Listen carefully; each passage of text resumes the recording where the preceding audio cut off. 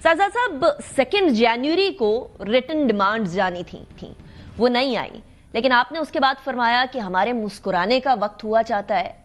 एक तो डिमांड्स भी आपने नहीं दी, फिर आप कह रहे हैं मुस्कुराने का वक्त भी हुआ जाता है, फिर वजीर आजम साहब कहते हैं वसवसे का जो समा है वो भी हो रहा है। ये क्या चल रहा है साजाद साहब, कुछ रोशनी डालेंगे? बिस्मिल्लाहिर्रहमानिर्रहीम। Thank you very much for having me जी।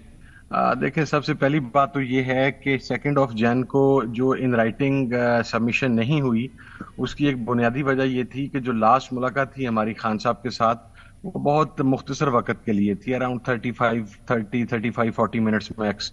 और बहुत सारी चीज़ें ऐसी थीं जो हम खान साहब के साथ तफसीली तौर पर डिस्कस नहीं कर सके, और कुछ चीज़ें ऐसी हैं, जाहिर है जिस वक्त हम 9 मई के 26 नवंबर के जुडिशल कमीशन की डिमांड करेंगे तो उसमें हम अपने मिसिंग पर्सन्स के नाम भी रखना चाह रहे हैं, शुहदा के नाम भी रखना चाह रहे हैं।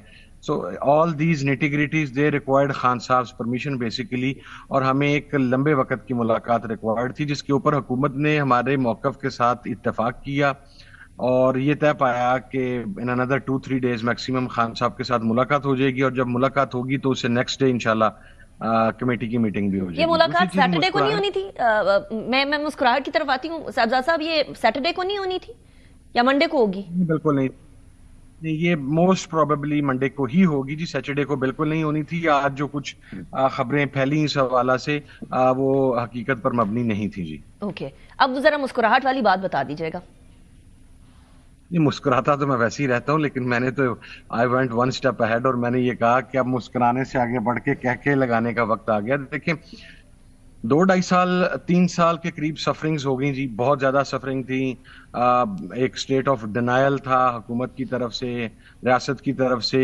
वो इमरान खान को तस्लीम नहीं कर रहे थे, वो कांटे लग गए थे, फिर कहा गया कि आप तमाम लोगों के पॉलिटिकल कैरियर खत्म हो गए, बहुत सारी चीजें हुई। लेकिन at the end of the day आपको आके इमरान खान की रियलिटी को भी तस्लीम करना पड़ा, उसकी मुंतखब करदा मुज़ाकराती कमेटी के साथ भी बैठना पड़ा।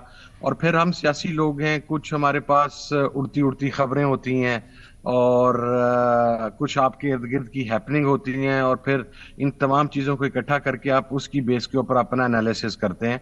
तो माय एनालिसिस इज कि खान साहब इज कमिंग आउट सून इंशाल्लाह। हाउ सून इज दैट साजाद साहब, कब बाहर आ रहे हैं आपकी नजर में, आपके ख्याल में? Not very long. I will give it a max 2 months जी। इसका ताल्लुक ट्रंप से तो नहीं है साजाद साहब? Not at all, you know।